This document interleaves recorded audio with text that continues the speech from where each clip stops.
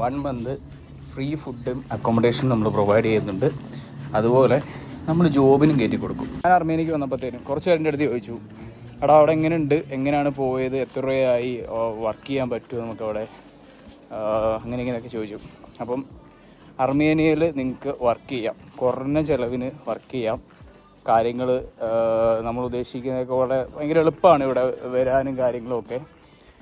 ഞാൻ actually within 1 മന്തിനുള്ളിൽ കയറി പോന്നു.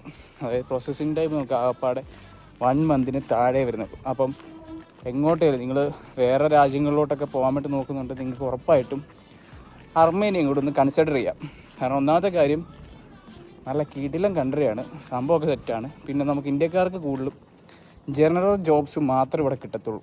കാരണം ഇവിടുത്തെ ലാംഗ്വേജ് ഇപ്പോഴും ഇവിടുത്തെ ആൾക്കാർക്ക് ഇംഗ്ലീഷ് അറിയത്തില്ല, അർമേനിയൻ ലാംഗ്വേജ് തന്നെ ഇവർ സംസാരിക്കുന്നത്. അപ്പോൾ കമ്മ്യൂണിക്കേഷനൊക്കെ ഇച്ചിരി പാടാണ് ആദ്യമേ, പിന്നെ ട്രാൻസ്ലേറ്ററൊക്കെ വെച്ച് അഡ്ജസ്റ്റ് ചെയ്യാം. അപ്പോൾ ആരെങ്കിലും വർക്ക് വിസ അർമേനിയക്ക് നോക്കുന്നുണ്ടെങ്കിൽ എനിക്കൊന്ന് മെസ്സേജ് ഇട്ടേര്, നമുക്ക് സെറ്റ് ചെയ്ത് തരാം. ലൈക്ക് ഒരു ഭയങ്കര റേറ്റ് കുറവിൽ 1 മാസത്തെ ഫുഡും അക്കോമഡേഷനും ജോബും അങ്ങോട്ടുള്ളൊരു പാക്കേജാണ് പ്ലാൻ ചെയ്യുന്നത്. സോ ആരെങ്കിലും ഇൻട്രസ്റ്റഡ് ആണെങ്കിൽ ഒന്ന് മെസ്സേജ് ഇട്ടു.